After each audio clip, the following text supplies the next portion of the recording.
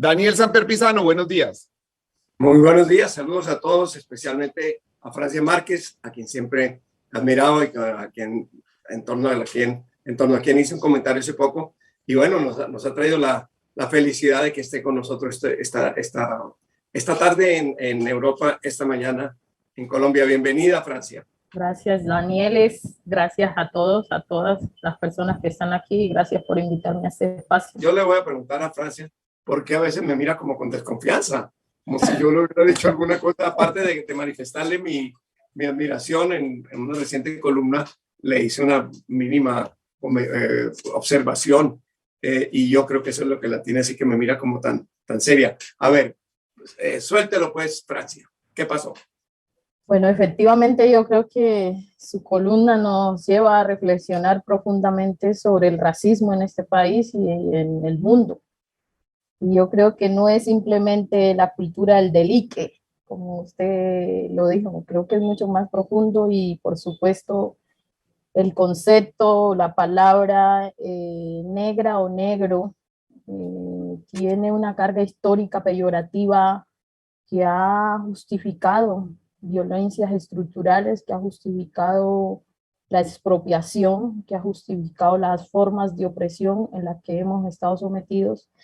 Y bueno, esos millones de delicaditos, como usted decía, son alrededor de 200 millones de personas afrodescendientes en esta región de América Latina que les ha tocado que padecer las consecuencias de lo que significa el racismo estructural que ha expropiado nuestra condición humana, ¿sí? Y entonces no es tan fácil. Yo lo que sentí de su columna era que pues era muy superficial en términos de no abordar la palabra negrito o negrita en su profundidad como debe ser, y que sí es muy profunda algunos argumentos que siguen justificando el racismo en la humanidad, el racismo no solo en Colombia, no solo en América Latina, sino en el mundo. Entonces, pues de eso vamos a hablar. Muy bien, Francia. Yo primero le digo, antes de que la gente piense que soy racista, le digo que el comentario mío era acerca de una posición de verdad racista que tenía la Federación de Fútbol de Inglaterra y también que tuvo en un momento dado una universidad, la Universidad de Princeton en Estados Unidos, que se comportaron dentro de unas normas que son absolutamente arbitrarias, en el sentido de que no nacen de la gente, no nacen de lo que la gente considera lo que es racismo. A mí me parece que el pueblo colombiano en general, el pueblo caribe en particular, el pueblo latinoamericano, sabe bien qué es el racismo y sabe bien qué no es el racismo. Si una ventaja tenemos los latinoamericanos es que hemos sido producto de una mezcla. Álvaro Cepeda, que fue mi profesor de periodismo, decía, aquí todos somos marroncitos, uno más que otro, pero todos somos marroncitos. Ese es el gran tesoro que tenemos nosotros. Hay culturas que en América Latina inclusive que no tienen una sola gota de aporte negro. No tienen entonces eso que trae el aporte negro, que es una cultura, no solo un color, una cultura, una manera de ver las cosas y que se integra con todo lo demás. La mezcla, la mezcolanza, esa síncresis es lo que hace de nuestros países realmente valiosos. No tenemos mucho dinero, acabamos con casi todo lo que nos pone enfrente, la naturaleza, nosotros mismos, pero la cultura popular la tenemos y esa cultura popular es una cultura que no tiene los mismos parangones ni parámetros que las universidades de Estados Unidos, donde resolvieron decir qué es racismo y qué no es racismo. En Colombia sabemos bien diferenciar. Una cosa es diferenciar razas y otra cosa es segregar. Otra cosa es, qué sé yo, discriminar. Cuando alguien en Colombia habla de negro con cariño, y sabemos cuándo lo dicen con cariño y cuándo no lo dicen con cariño, lo sabemos claramente. Cuando dice negro con cariño, está haciendo un gesto de amistad, de cariño, de amor. La prueba es que inclusive muchas personas de las que llaman afrodescendientes se refieren a sí mismas como tales. ¿Cuántos usted que es reggaetonera, cuántas canciones no hay que son compuestas por algún negro y a sí mismo se refiere como tal? Mamá, ¿qué será lo que quiere el negro? Es él hablando de su propio estado, de Calixto Ochoa. Alejo Durán siempre hablaba de que bien está tocando el negro, decía Alejo Durán mientras estaba tocando. Ese negro es muy distinto al otro negro, al negro que se usa para discriminar. De modo que mi queja era que cuando en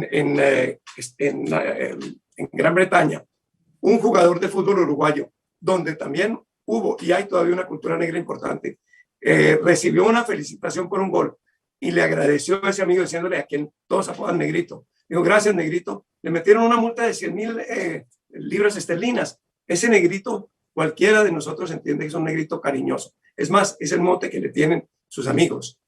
Si a eso vamos, habría que hablar de racismo en todos los sentidos. Mire, yo en mi familia tengo uno que era el negro génico, que era un tío mío, nacido en La Guajira. Tengo uno que le decían el mono Candelo porque era pelirrojo. Pero no es que no estuvieran discriminando, no estuvieran discriminando. Y tuve un gran amigo que era compañero mío de fútbol, que se llamaba el Mister, al que le decíamos el Mister Martínez, pero no era xenofobia, es que todos eran apelativos cariñosos. De modo, lo que yo le digo a Francia es, hay una discriminación. Si no lo hubieran, no estarían las poblaciones negras colombianas tan arrasadas, tan olvidadas, tan maltratadas como están. Hay una discriminación, pero esa discriminación no se detecta por los apelativos cariñosos, se detecta de otra manera. Y confundirlos es estar peleando contra sombras, contra fantasmas. Eso es lo que le quería decir a Francia, aparte de decirle que la admiro mucho. No, Daniel, yo no estoy de acuerdo con sus argumentos. Y no estoy de acuerdo precisamente porque el concepto, sí, hay que mirarlo en términos históricos, ¿sí? Y a la gente mestiza no se le dice mestizo o mesticito. No, se le llama por su nombre, ¿sí? Y si hay una carga peyorativa en eso, ¿sí? La colonialidad del poder, ¿sí?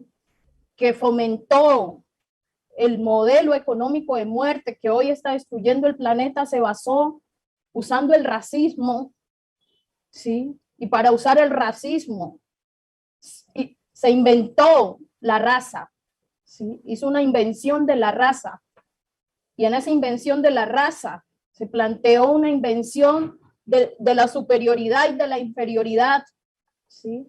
Y en esa invención de la superioridad y de la inferioridad, ¿sí? Se propuso una visión de una supremacía blanca. Yo crecí, ¿sí? En mi adolescencia sintiendo vergüenza de mi negrura, porque lo que me vendía la televisión, ¿sí? Era que lo bueno era ser blanco, no negro. Entonces, lo que yo veía de las familias en la televisión, ¿sí? Eran familias blancas. A las mujeres negras que pasaban en la televisión, el lugar que le asignaba la televisión eran de brujas o de empleadas domésticas, ¿sí? Y esos son los lugares que esta sociedad nos ha definido. Por tanto, cuando nos llaman negrito o negrita, no es una cuestión solo de cariño. Las personas tienen que entender que sobre esa concesión hay una historia de violencias, hay una historia de opresiones, hay una historia de exclusión sobre ciertas poblaciones o sobre ciertos sujetos racializados, ¿sí? Entonces, eso es lo que yo cuestiono.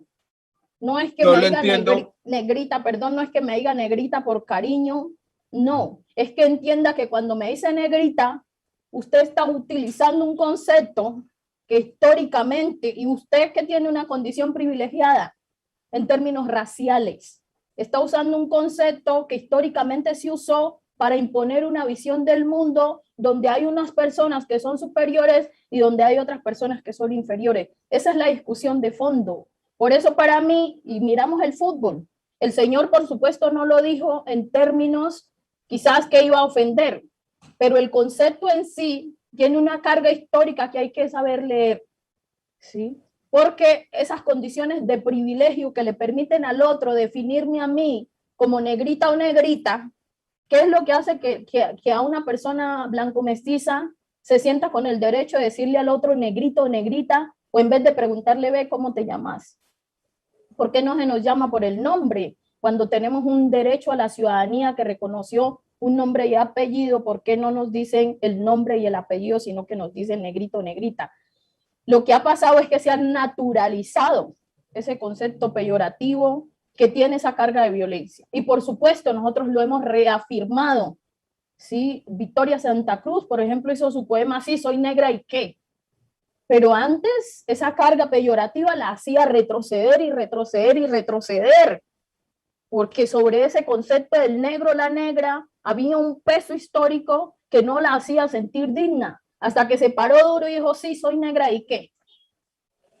Entonces, eso es lo que está de fondo ahí, eso no es superficial, eso es una discusión profunda, y tampoco es una discusión en términos de, sí, es la cultura que hemos manejado, pero es una cultura impuesta, basada con estructuras raciales. Pero si hay algo en ese cercenamiento de las palabras que las personas utilizan, que las personas terminan diciendo, pero yo no soy racista, yo no estaba haciendo un uso racista de esta concepción, los movimientos a su vez reaccionan y dicen, esto sí es racismo, esto es un uso racista del lenguaje, y terminamos excluyendo, yo creo, aliados importantes para estas causas de minorías. ¿Cómo hacemos ahí, Francia? ¿Cómo hacemos para entender que yo creo que además en este caso estamos todos, por supuesto, del mismo lado? Efectivamente, erradicar el racismo no es una responsabilidad de la gente racializada, así como erradicar el patriarcado tampoco es una responsabilidad de las mujeres. Esa es una responsabilidad de la humanidad. Y no es suficiente no ser racista, sino que hay que ser antirracista, ¿sí? Y yo creo que ahí está el meollo del asunto. Por supuesto, cuando uno plantea un argumento así, la gente se siente incómodo, ¿sí? Porque se siente incómodo plantear es que la frase que usted está usando es racista. Dice, no, no soy racista, pero ¿quién lo siente? O sea, como una persona mestiza me dice a mí cuando hace una expresión racista que no es racista, cuando soy yo la persona racializada que lo está viviendo, que lo está sintiendo.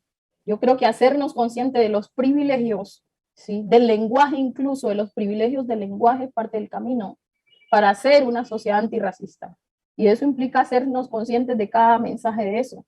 Yo leí cada pedacito de la columna de Daniel y en cada pedacito que leía veía cómo se estaba justificando la forma en cómo se ha racializado y sobre todo no racializado, la forma en cómo se ha naturalizado el racismo. Francia, y entonces no se trata de perder aliados o no. Yo no digo esto para que Daniel ahora se sienta como no, lo digo en términos de que como sociedad tenemos que reflexionar más allá de si tenemos aliados o no, porque esto no es una cuestión de aliados, esto es una cuestión de asumir la responsabilidad humana, de transformar las estructuras de opresión que hemos vivido como humanidad y como sociedad, más allá de los aliados. Entonces, usted me llama a mí racista, eso me ofende a mí que me llame racista. Y no me gusta que me llamen racista, porque no lo soy, porque creo que no lo soy. Y creo que no lo soy porque usted me acusa de serlo por algo muy sencillo, que es por el uso determinado de palabras. Estamos otra vez en el problema de la corrección política, no nos engañemos. Ni creo que muchos de nosotros merecemos que se nos diga racistas porque tenemos un amigo al que le decimos o negrito. Yo, por ejemplo, tengo una prima a la que le digo negrita, pero decirle uno a una prima o a una amiga o a un amigo negrito y que eso sea racismo, me resisto a eso. Y bueno, la humanidad se ha resistido a reconocer el racismo históricamente. Sí, y el racismo no es solamente el racismo estructural en términos de las violencias que viven las poblaciones étnicas, el racismo también es sutil, ¿sí? Y en esa sutileza, eso es el racismo, ¿sí? Si usted no lo quiere reconocer, está bien. Para usted, un hombre que tiene un privilegio racial no lo reconoce, que cuando llama negrito o negrita a una persona que tiene un nombre, que porque lo hace por cariño, está usando un concepto racializado que ha sido usado históricamente para denigrar la vida de unas personas, eso es su posición y la respeto. Para mí, cuando alguien me llama negrito o negrita y no me dice Francia Márquez, que es mi nombre, sino que la definición de mi humanidad es a partir del color de mi piel, para mí hay una concesión racista en esa postura y yo la respeto la suya, pero la mía también, ¿sí? Y por supuesto, esa es mi postura frente a la suya. Esa es la postura de la gente racializada frente a la postura de la gente que tiene unos privilegios raciales. Eso es lo que históricamente hemos vivido. También me parece muy respetable lo que dice Francia, estoy de acuerdo con algunas de las cosas, y lo que dice Anita, estoy de acuerdo con algunas, y lo que dice Daniel, estoy de acuerdo con unas, y con otras no. Así de sencillo. Gracias, Daniel. Un abrazo muy grande. Yo creo que las diferencias, en algo estamos de acuerdo, y es que las diferencias, como en este país ha significado la muerte, nunca eso va a significar para nosotros, así que en medio de la diferencia vamos caminando y vamos construyendo y haciendo país.